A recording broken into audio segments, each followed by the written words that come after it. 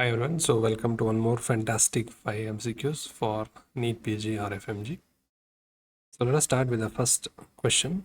A pregnant woman with history of bronchial asthma is in third stage of labor.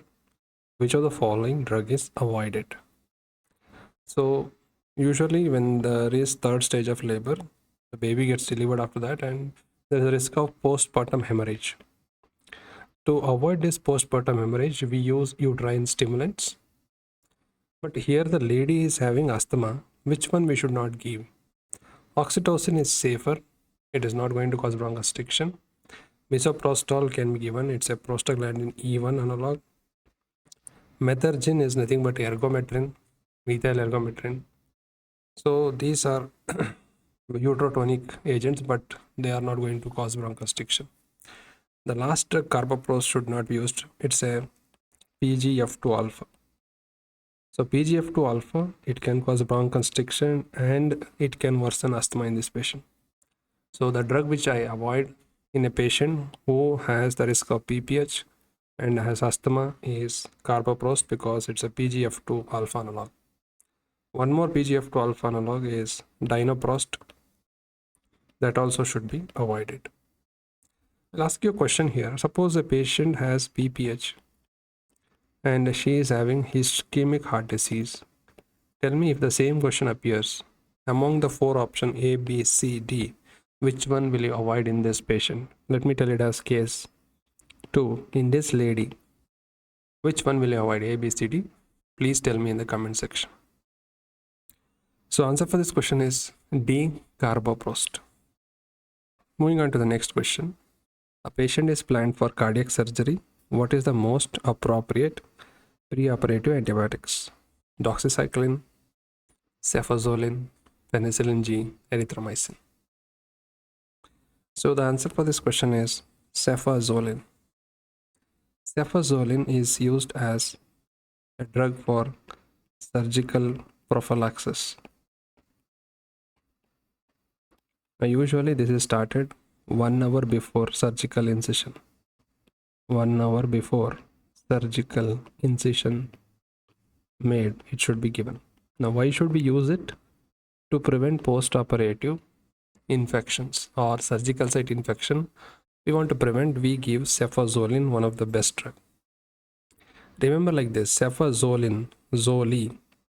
If you want to be jolly even after doing surgery, you have to give cefazolin. Remember that. But if a patient is allergic to penicillin, then we can go for glycopeptides like vancomycin in this patient.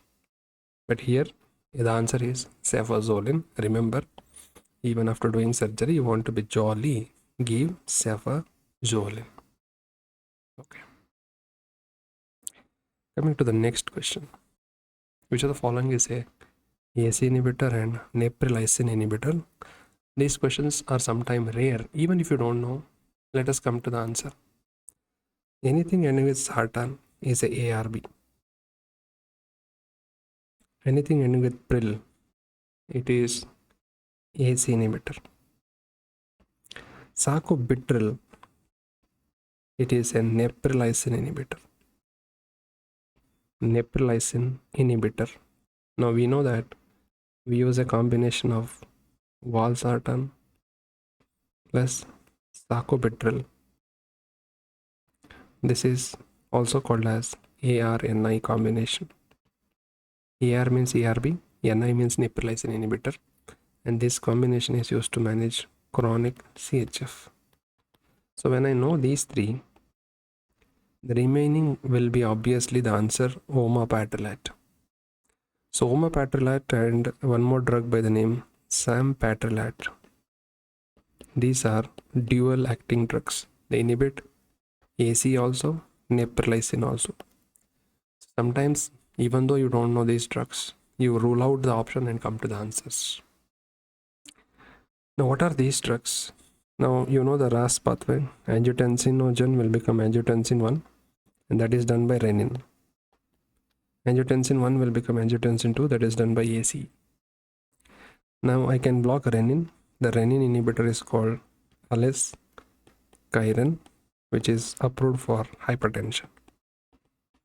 The inhibitor of AC are PRILs, correct? Angiotensin receptor blockers are AR base, and they end with sartan. So if I inhibit ACE, I am also inhibiting the breakdown of bradykinin. So when we use AC inhibitor, bradykinin level goes up. Now it can be advantageous because it can cause vasodilation. But when bradykinin level goes up, the adverse effect increases, particularly dry cough and angioedema can happen. So this is the complication what we see with the AC inhibitors, dry cough and angioedema. Now there are natriuretic peptides like brain natriuretic peptide, atrial natriuretic peptide, and C-type natriuretic peptide, which is broken down by neutral endopeptidase, also called as neprilysin, into inactive. Now what the scientists thought, let us inhibit AC also, so that we can block the RAS pathway, increase bradykinin. Let us block neprilysin also. Now by blocking neprilysin, we are increasing these natriuretic peptides, which are helpful in hypertension. So these drugs were called as Patilat. They were tried for hypertension, but the problem what happened is, when we started blocking both of them, the risk of angioedema increased very, very high. Patient had very much adverse effect of angioedema, and that's why these Patilats are discontinued. If they are discontinued, why they are asking? Yes, that you should ask the examiner. So even if you don't know any of this, but still you can come to the answer by ruling out methods. Come to the next question. Drug of choice for dialysis disequilibrium syndrome. Try to answer it. The answer is B, mannitol. Ethacrynic acid, bumetanide, they are loop diuretics. Loop diuretic, and loop diuretic cause ototoxicity. Imagine the loops in the ear. So loop diuretic, ototoxicity, and remember ethacrynic acid causes maximum ototoxicity. We all know aspirin, it is an NSAID which is used as antiplatelet drug. It's a drug of choice for rheumatic fever. But what is this dialysis disequilibrium syndrome? Why mannitol is used? Let us understand. Now what is dialysis disequilibrium syndrome? Now in CKD patients, we do dialysis. When you do dialysis, that too very fast, rapidly. What happens if you do rapidly? All this waste substance and solutes will go to dialysing machine. And what happens if solutes move to the dialysing machine? The blood will become hypoosmolar. The osmolarity decreases because the solutes have moved and the water content increases. Now suppose this blood vessel is going to the brain after the dialysis is done. Now it is hypoosmolar, water is more in the blood vessel. In the brain, let me explain this. This is the blood vessel and this is the brain cell. Now here in the blood vessel, the water content is more. So what happens if it is hypoosmolar? It will move from blood vessel into the cell. And then the water content here increases, and in the brain, this will lead to increase in intracranial pressure, cerebral edema. And the patient will have the CNS symptoms. So how to manage this? That's why we use mannitol. And mannitol is an osmotic agent which holds the water inside the blood vessel. And that's why to reduce this, we use mannitol. This is called dialysis disequilibrium syndrome. This is the explanation. Just remember where mannitol is used. Now, other uses of mannitol. Mannitol uses, it is used in acute congestive glaucoma and cerebral edema due to head injury. Mannitol is the diuretic of choice or drug of choice. It is also used in impending renal failure and poisoning cases. Coming to the last question. Coming to this question, a patient with asthma and hyperthyroidism, not on asthmatic medications, is not taking any asthma medication. She had anxiety, restlessness, and BP is 180, 110. High. Heart rate is also high. And EC suggestive of atrial fibrillation. What is the treatment? So, you know that when we manage atrial fibrillation, The first thing is we have to control the rate control. The rate control can be done by either beta blocker or CCBs. So patient is having hyperthyroidism. You know that hyperthyroidism can lead to anxiety, restlessness, hypertension, tachycardia, palpitations. Now, what drug can be used here? Esmolol is a beta blocker, propranolol is a beta blocker. Remember, the beta blockers, we don't want to take the risk because already she is asthmatic and beta blockers can cause bronchoconstriction and worsen. So these two are ruled out. Propyltheracil, it is used in thyroid storm, not to treat atrial fibrillation.